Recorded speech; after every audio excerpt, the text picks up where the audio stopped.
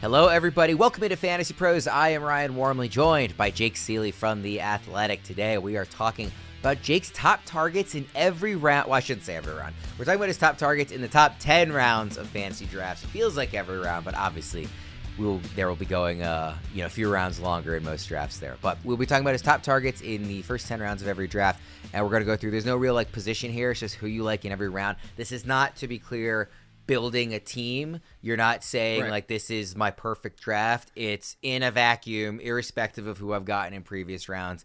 These are the names I am targeting in these rounds. fantasypros.com/rankings. Everybody can check out ECR, kind of those half PPR rankings, see roughly where those guys are going. We'll move quickly here. Jake, let's start at the very top. Who's your top target in round one? Everybody. I almost put Christian McCaffrey again. I know we've talked about him a few times, but I'm going to say Amon-Ra St. Brown only because it seems that he's getting a little bit of pushback lately, and I know a lot of the concerns are the Ben Johnson leaving and what is the Morton going to do, and I know they said they're doing a little bit of changes, but I just think it's strange if one of the most consistent wide receivers, wide receiver 3 in points per game and overall 2 years ago, wide receiver 7 in points per game and top 5 again last year. And maybe people want to say, well, wide receiver 7 shouldn't be going in the first round, but I feel like it's the floor. I think you're seeing a little bit different with St. Brown last year with some of the stuff being shorter, and Jared Goff had this huge passing season and the touchdowns might not be there again. It seems like a lot of ifs for somebody who is clearly the number one focal point in this passing game, even with the emergence of Jameson Williams last year, that I'm taking those targets. I'm taking that consistency. And even if he finishes between last year and the year before, that would still put him inside the top 5 with what I think is one of the safest floors. You tell me who's more risky, and I love Puka Nacua, but who's more risky between Nacua and St. Brown? There's more risk with Nacua. Would you be shocked if he was the number 2 alongside Adams this year just because of how good Adams still is? No, I would not be shocked, and let alone the injury history with a guy like Puka. I think when you look at the other guys in this, because I am somebody who has kind of been fading him, not all the way out of the first round, but there's just other names in the first round that I've been kind of drawn to, and every single one of them, it's the upside case. It's not the floor case. Yep. Puka is the upside case. Malik Neighbors, Nico Collins, upside case. Ashton Genty, upside case. Christian McCaffrey, upside case. None of them is the safety case. So I think it's a really fair point, and it's one of those things where I feel like the way I draft and I try to aim for upside, I won't be taking. There will be somebody else who will take Amon-Ra ahead of me, but at the end of the season, I think when we look at the rankings and who has outperformed whom, I am pretty confident Amon-Ra St. Brown will be very near the top of that list. So I think it's one of the, it feels weird to call him a boring play because he's not old and he's been good for a while, but it almost kind of feels like that. A less boring pick and a guy who is also a big upside guy is who you have in round 2. Yeah, and I wouldn't be afraid of taking him at the end of round 1, and that's Drake London. And we've done another show, it was including Debro on that one, and I said that a lot of people are like, well, we hope Penix can be blank. And my pushback was I don't even need Penix to be blank. If Penix is just the bad version of Kirk Cousins from last year and plays the entire season as such, that's basically about a 4,000-yard, 23-24 touchdown season. That volume, even if it's not the 40% we saw at the end of the year and it's just 30%, which it should be, he's Drake London, and this offense centers around him and as the number 1 option with fewer threats than St. Brown has, honestly, if you want to go down that road too. Drake London should be a lock for the top 10. So I am hammering every time I see him in the second round, and I think you can make a case for him at the end of the first, taking him in the names of St. Brown, Brian Thomas, Malik Neighbors. I think his name deserves to be there, not in the next group with the A.J. Browns and Jackson Smith and Jigbas of the world. And you did say on that show with Debro, which everybody should go check out if they want to hear kind of a deeper dive on London, I said, are you taking him in kind of that second round or more of the third? And you were like, neither. I'm taking him in the first. He is not getting past the top 10 picks in drafts with Jake Ciely. So, definitely somebody that you are very excited about if you can get him in the second round, which I think you can in most leagues. You wouldn't want to wait too late. Depends on where you're picking, but I think that'll be the case in most leagues. So that's a good call here. And this is one that we have a lot of consensus on here at Fantasy Pros. Debro agrees, Erickson agrees, I agree. We are very heavy on Drake London this year. Let's go to a running back here in round 3. Yeah, it's funny. Similar to St. Brown, this running back's getting a lot of pushback. And you and I, we've been on episodes where people are like, touchdown regression, everything worked perfectly last year. But it's gone so far that we went from course correcting of like, let's not get too crazy on James Cook last year. Let's not call him top 5, top 6 running back. There should be like touchdown regression anyway, just from any running back in general to repeat what he did is kind of tough to, put into a guarantee. And I know people will say, well, it's the Bills offense and he should be able to do it again, but there's risk like the contract and they use other, but anyway, I'm bringing all that up to say is like, there's been so much of, well, James Cook can't do it again. James Cook's got this risk, this risk, this risk, this risk. And now all of a sudden James Cook is in the 3rd round. I'm like, well, thank you. You baked in all the risk. I can now just take him in the 3rd round and potentially still get that round 1 value that we just saw last year. Even if you chop off 4 or 5 touchdowns, he's still going to be producing as a top 6, 7 running back. So I get it. The yards aren't enormous and it is a lot of touchdown reliance and Josh Allen's going to take his, but he took his last year and he was fine. So I'm not saying he's going to repeat and have mid-teen touchdowns, but you've now baked in so much risk that I'm willing to say I'm in on James Cook in the 3rd round. Speaking of James Cook, this month, if you want a chance to win a signed James Cook Bills jersey for free, courtesy of our friends at pristineauction.com, all you have to do is subscribe to the Fantasy Pros YouTube channel right now, drop a comment below on any video, and that's it. We will be announcing a winner right here on the channel, so make sure to turn on those notifications so you can know when new videos are up and claim your prize. All right, let's go to round 4. This is another one where there's a lot of consensus amongst the Fantasy Pros crew and also somebody that we talked about in a little more detail with Debro earlier this week. Yeah, and I wanted to echo this one. I didn't want to repeat too many players from that show, but I wanted to echo because I have come around on this. This is coming from somebody that just a month ago wasn't so sure about Kenneth Walker because I was wondering if we were going to see like a Steelers-type backfield with Charbonnet being involved in the Jaylen Warren situation. And then Michael Sean Duger covers the Seahawks for the Athletic. I was about to call us the Athletes. The Athletic. I hit him up and I was like, hey, you're close to the team. Answer the question. Is it the timeshare or is he the clear lead? And he said KW9 is a bell cow. I'm like, oh, okay. I'm moving him up. I'm giving him that workload. I'm giving him near 18 plus touches a game. And that puts Kenneth Walker as, it shocked me even because even was like, hey, I'll buy in. I was not expecting him to jump all the way to RB12 overall for me. So to get him in the 4th, do it while you can because I have a feeling he's going to climb into the 3rd. And I think his name should be to go back to James Cook. I would take Walker before Cook, despite the fact you can get him later. Yeah. He is in the late 30s right now, so like overall, so definitely a 4th round pick in terms of the ECR ranking. I don't think that'll last either. Like you should be very comfortable. Don't see this and go, oh, I have to wait till the 4th to take him. See this and go, right. If I'm picking the back half of the 3rd, or maybe even earlier than that, like be very willing to take him. We like Kenneth Walker a lot, and if he's healthy, there's just no way he's not outperforming this spot in rankings. There's just no way. So to me, the only question there is health, and everybody has health questions, right? It's football. Everybody can get hurt. So I want to take the swing on the guy that is going to be a bell cow and could be a league winner from the 4th round. I'll take that every time. So it's funny because looking at that rounds 3 and 4, and then you also have a running back in round 5, people often think of this as kind of like the RB dead zone, but there's a lot of running backs that look pretty enticing here. And I agree with you with the guy you're about to talk about for round 5 too. Yeah, and this one I would almost guarantee is not going to stay in round 5. Oh yeah, no chance. This was before the eye injury to Najee Harris, which hey, can we stop playing with fireworks, football players? Did JPP teach us nothing? Just leave them alone. Let somebody else do it. Yeah. But Omariyon Hampton, and this is like I do believe similar to the Bijan Jahmyr Gibbs draft that Omariyon Hampton should have been thought closer to Ashton Genty than a lot of people gave him credit for. Like everybody put a clear gap, and I'm not saying I wouldn't take Genty over Hampton 10 times out of 10, but I think that gap should have been a lot more narrow like the Bijan Gibbs situation, where to say that given the teams, and if they saw, I think this is the risk, if they saw similar workloads, the risk being that Hampton doesn't see Genty's workload, that Hampton could have the better season, especially on the Chargers. And so that kind of upside and the fact that Najee Harris already had that, it was a 1-year deal. I think most people, including myself, assumed that we would see kind of a split to see the season. It would kind of grow to Hampton's role as the season progressed.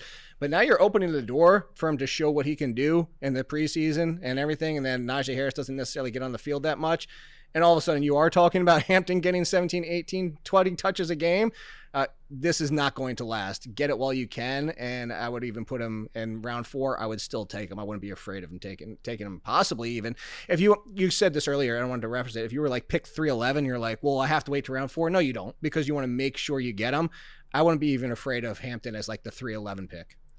Do you get worried at all with Hampton? And like, I think you're right that like he is going to go higher than this. The helium will be there, but do you think there is any cause for concern just that Greg Roman, as much as he likes running, doesn't typically have the bell cow we just talked about with Kenneth Walker? I think Mark Ingram that first year in Baltimore is like the most carries that any running back's gotten under Roman, and even that was like a somewhat split backfield. Like obviously the quarterback was part of that running game too, so it was a little bit different, but maybe he hasn't had a running back on the level of Omariyon Hampton. I really like him as a prospect, but is that in the back of your mind at all? 100%. And especially because it's a rookie and he hasn't had a prospect like him, but also the Roman, like, hey, let's just keep. And that's why I thought Najee Harris would be more involved. But I think, like I said, this is opening the door from the split starting to go back to the Steelers at like a 55-45, where I think the split will be more like 60-40. And Hampton, similar to Trevion Henderson, who I keep bringing up, I don't think Hampton needs 20 touches a game to put up top 20 running back value. Let's go to your number 6. Well, not your number 6. Your round 6 player. Yeah, round 6. Yeah. Yeah, this is Jaylen. This is similar to James Cook. I wasn't in on Jaylen Waddle a little while ago, but now that the hesitancies and other names kind of getting pushed in front of him at ADP, like Waddle in the 6th, I'm okay with. And I get frustrated with these kind of leg injuries that are recurring, especially tissue injuries in the same leg. And it's getting risky with Jaylen Waddle at this point, including the risk with Tua. Hell, the risk with this entire offense, honestly, up and down the line. But if Waddle is healthy, we still are talking about somebody who was considered and should still be considered in the conversation with Devontae Smith and Jameson Williams as these twos who can put up top 20 value. So now that he's been kind of discounted a little bit to the 6th round, I'm going to buy Jaylen Waddle in the 6th, where I wasn't probably about 2 months ago. I feel like I have been getting a lot of Waddle, and I haven't been this isn't like the running backs we just talked about where it's like take him around early to make sure you get him. It's just where he's been going, I've been very comfortable with I'll buy low on it. I liked him a lot going into the last couple of seasons just because it didn't pan out for a variety of reasons.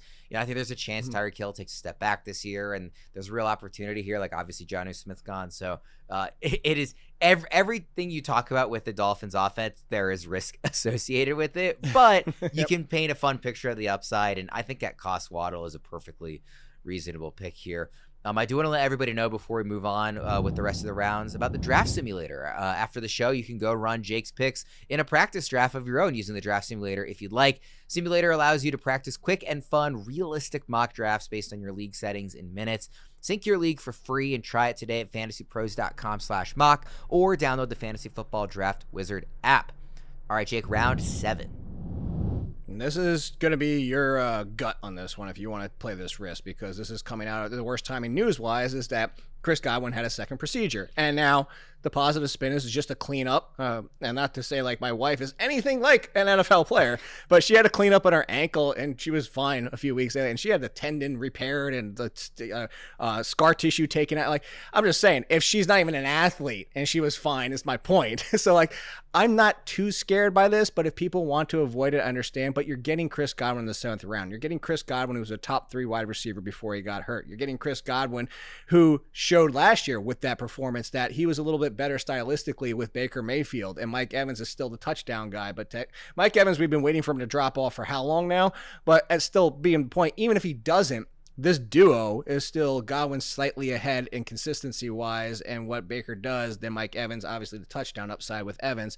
But in the 7th round, I'm willing to gamble because I still think, and I still would take a healthy, 100% healthy is the question, Chris Godwin over Mike Evans. And I know people point to the Ibuka thing. I think that was more looking to next year that Mike Evans might finally be done.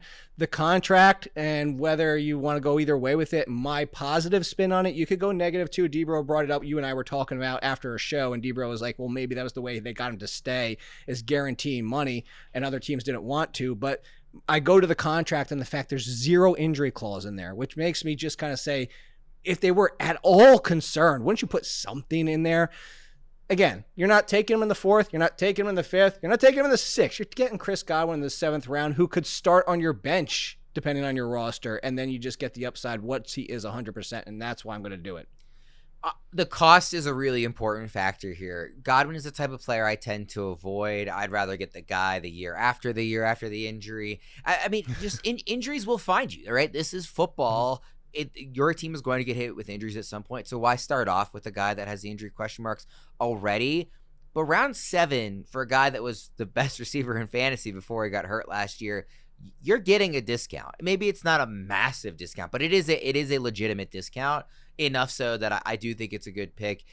Even if I went into draft season expecting to not be interested in Chris Godwin, if he's in round 7, I'll be a lot more interested than where I really kind of expected him to be with some of the offseason talk. Let's go to round 8. Who do you have here? Yeah, gonna go quarterback finally. Justin Fields. Let's actually, sorry to cut you off. Let's loop rounds 8 and 9 together because you have quarterbacks back-to-back rounds. Yes, here. I do. Yeah. So obviously, to what you said earlier, this is not my perfect draft because I would not be going quarterback, round 8, 9, go do it. But Justin Fields and Dak Prescott, for different reasons, obviously. I do not think Justin Fields is going to be on the bench unless he's hurt. The Jets did not bring him in. This isn't like, oh my God, he might lose the job if he has 3 rough games. But I've said this to you before. I said it on Pat Mayo's show. I don't know how many times I have to say it. I don't need Justin Fields to be a good passer. I don't. But the thing is, he's better than Anthony Richardson. He's better than some other quarterbacks because I just need him to be okay as a passer, which is what he was when he was QB6 overall and in points per game because he ran for 1,100 yards. But I also don't even need to run for 1,100, just 900. And Justin Fields being Justin Fields and throwing for 2,500 yards and 18 touchdowns, guess what? You're going to be a top 10 quarterback. Daniel Jones did it with 700 yards and 7 rushing touchdowns, throwing 15 touchdowns in 16 games. I pull that up all the time because that's actually when I somewhat still cared about the Giants. But Justin Fields, I'm going to hammer in the 8th. I would even take him in the 7th. If actually cost-wise, I could take Fields in the 7th and still get Godwin in the 8th. I just don't know if he'll fall that far. I would do that. That's how willing I am to go in on Fields. And then if you don't get Fields, if you don't get a top-tier quarterback, I think Dak Prescott's a great one to chase late, similar to Jared Goff last year, where all we do is need him to be healthy. Now, Dak looked the worst he's looked probably his entire career last year on top of it. But was that the injury factoring in? Was that it was CeeDee Lamb and nobody else to throw to? He now has George Pickens. He has a serious threat as a second option. Finally, again, like Brandon Cooks when he was actually playing well. And I think a healthy CeeDee Lamb, a healthy George Pickens, a healthy Dak Prescott, and you could be talking about it has to do most of it with his arm. But we've already seen Dak Prescott total 5,000 yards passing and rushing and well approaching 40 total touchdowns between those two aspects. Even a Jared Goff-like season, and he's going to be a top 6-7 quarterback. The last 2 fully healthy seasons Dak Prescott has had, he has been QB7 and QB3. There, even without the rushing being a significant part of his game, there is real passing-driven upside here. So, right now, he's QB13. I've seen him going, well below that, honestly, because somebody wants the upside of, a May or Stroud or whoever. He's consensus ranked QB13. He goes lower than that often. I think he is a great target if you are waiting on quarterback or if you're in a league where it makes sense to have a high-end backup. He's a great call in that regard. Fields also I agree with too. That case I think is a little more obvious because everybody knows the running and he should be going in the top 10 quarterbacks. The running is a cheap code and unlike past years with Fields, we are really confident, assuming health, he's going to be the starter for the year. So these are 2 great picks, like you said, for very different reasons between the 2, but I'm totally on board with both of them. Last player here in the top 10, round 10. Who do you have? Yeah, the round 10 is the thing. Cooper Kupp has not looked good the past year and a half. I mean, let's be honest. Last year, just focus on it. It didn't look good. Wasn't separating well anymore. Wasn't the Cooper Kupp we knew. He's been battling injuries. Guess what? You can put Cooper Kupp on your bench, and if he looks like trash the first 2 weeks, you can move on because you're not drafting him as a starter anymore. You're not even drafting him as a top 40, 45 wide receiver anymore. You're getting Cooper Kupp going to the Seahawks with a revitalized, hopefully, offense with Kubiak opening things up. We also went deeper into that on that other show with Debro when I talked about JSN. But he's going to open things up. And even if I'm wrong, which was Debro was saying, what if JSN is the short one and Kupp ends up being better outside at this stage of his career like he was last year? Well, that's even better for Kupp because go back to Olave and Shaheed and Kubiak's offense and breaking open downfield.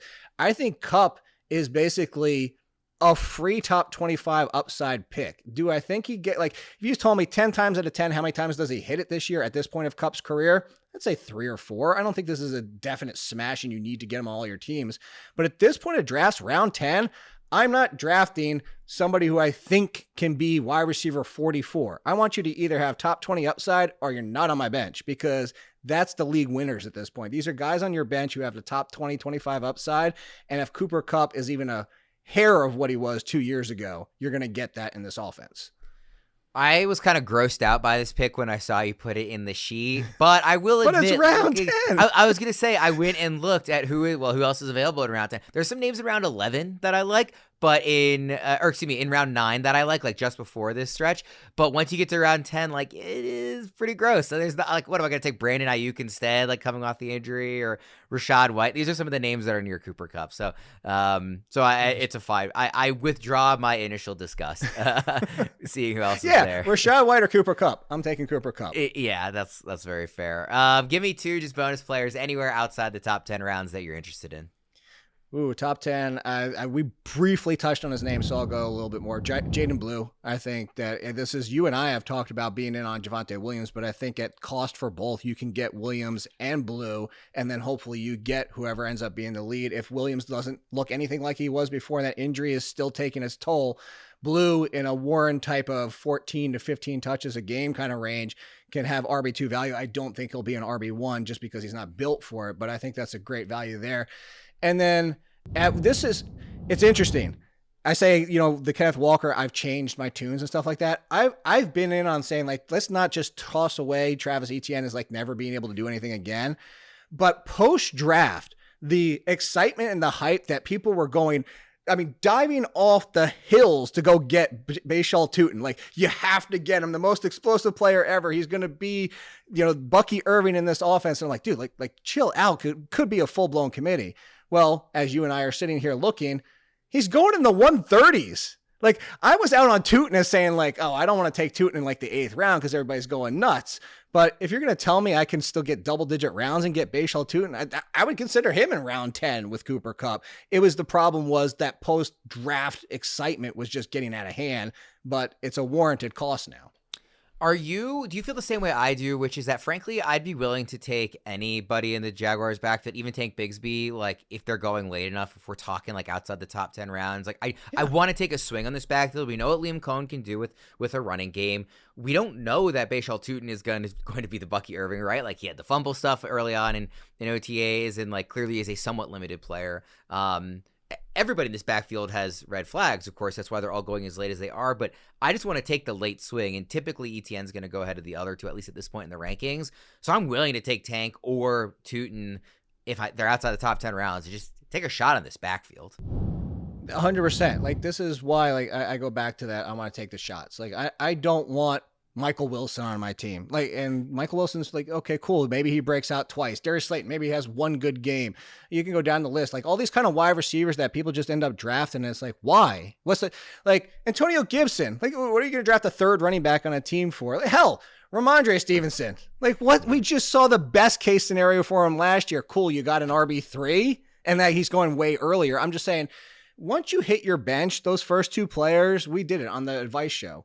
One of those first 2 players probably need to get in your lineup, but those last 4 spots should essentially be lottery tickets. And what's a lottery ticket? Somebody with top 20, 25 upside, not somebody who's going to finish wide receiver 43. No, never going to be on my team.